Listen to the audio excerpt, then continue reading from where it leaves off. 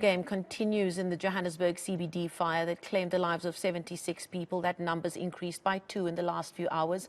Some politicians in the city have blamed NGOs for the blaze. Politicians say NGOs make it difficult for the city to tackle these buildings, while NGOs claim the city both owns the buildings while failing to provide adequate shelter for residents. Now, Mbekezeli Benjamin is the researcher in the Public Law Department, the University of Cape Town, joins us virtually to discuss this further. And Mbekezeli, you've been extremely active, really raising important questions that this tragedy really has brought up, and questions that have failed to be answered. When you heard those comments from the Speaker for the City of Joburg and others blaming NGOs that fight evictions for the disastrous fire in the city centre, a smack in the face is one of the phrases that come to mind. How did you and your colleagues in that space feel? Well, good evening, Marcel, and good evening to the viewers at home. Well, I think let's first and foremost we must acknowledge this tragedy. 74 people and counting have lost their lives, and that is really the focus of this moment. And I do want to send my thoughts to their families who are still looking for their loved ones. I also want to send my thoughts to people who are in hospital recovering right now, including those who have been displaced. I also want to acknowledge government working with NGOs for providing shelter to some of the people who've been displaced, and that I hope will continue until people are able to find their feet. Now, back to your question, I think the situation is really unfortunate.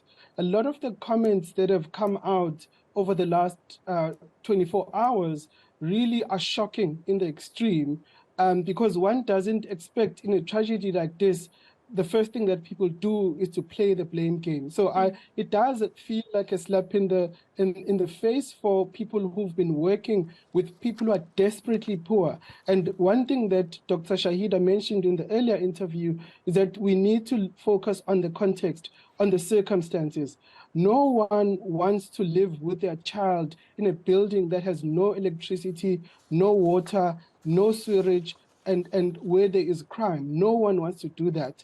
But circumstances force people to live in those situations, and it's not ideal. No one wants to live in that way. And I can tell you now, all my colleagues who work in this sector, they say the same thing, that they don't want people to live in those spaces, but people living there, and we have to help people who are living in that situation. The harsh reality is that if that building had been looked after by the city, this tragedy could have been avoided. 76 people would have avoided death as we speak. This question about evictions being the only way to fix these buildings or to make them safe, how do you approach that? Because the argument from a legal point of view, you can tell me what is the argument from a legal point of view, that there is a way to evict these people safely. They simply need to be provided with a safe temporary accommodation, and the city has not come up with it, have they? Yes, Marcel, you're quite right. The law is actually very simple.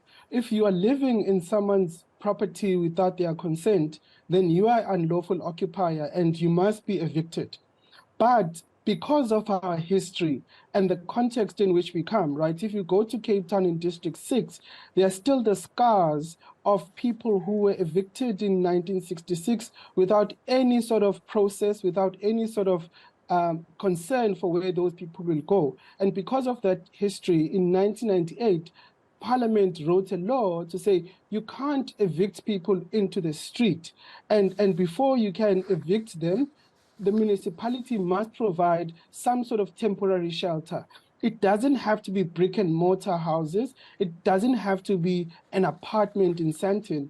It needs to be a shelter that can shield people from the elements. People mustn't be in the street or be unsafe. And that actually is what the courts have said, is that you must evict people out of those buildings, but you must provide them with an alternative. And one of the things that unfortunately hasn't been highlighted enough is that the city or the municipality is not able to provide this accommodation. So what do you do with these people? Do you put them up in the sky?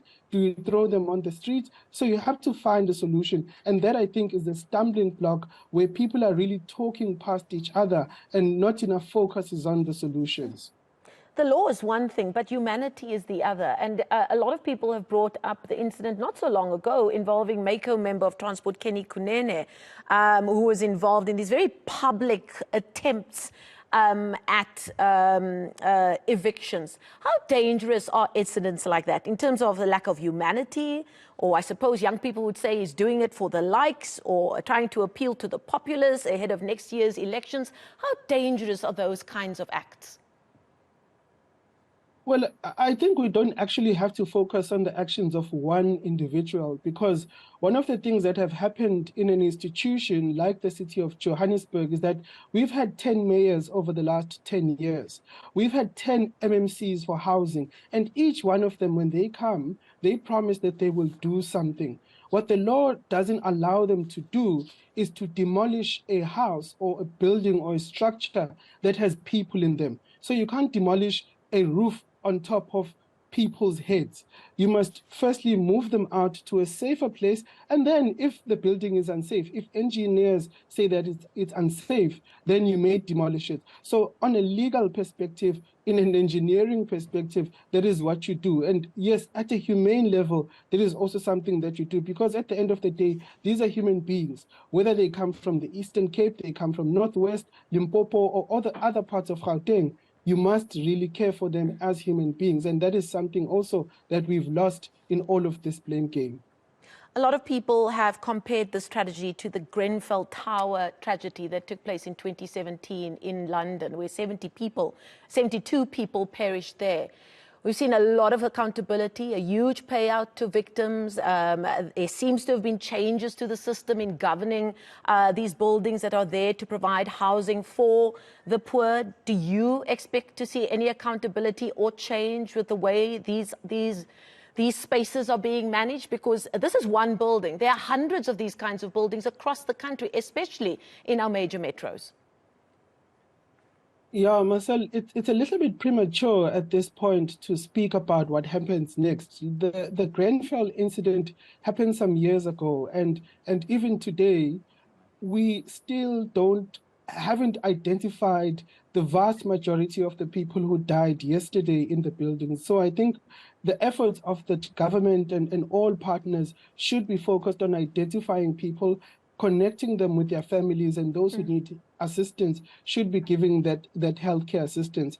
But going forward, it is a crisis, right? We have a big crisis across the country, whether you are in Gqeberha, in Durban, in Cape Town, where a lot of people are moving into the cities. Some of them are coming out of the country, so we must also acknowledge that there's a lot of inward migration that is going into the cities. And what we are identifying as a big problem is that there is just not enough housing to go around. And so we need a much broader strategy. In the CBD alone, the Joburg CBD, there are more than 600 bad buildings that have been identified by the municipality. In each of those buildings, there are human beings, and you need to find spaces for them. So yes, I think the victims of this particular fire, which is the most horrific and the worst in the history of this country, they need help. But I think the bigger problem is on a national level, what is really the response? Some of it involves government, some of it involves private players and providing low-cost housing. Those are all options that should be on the table, and we should really be debating them instead of fighting each other and pointing fingers at each other's eyes. Okay, thank you so much for that. That's Mbekezeli Benjamin. He's a researcher in the Public Law Department at the University of Cape Town. Really, really powerful points being made there by the work that he and others like him in that space continue to do.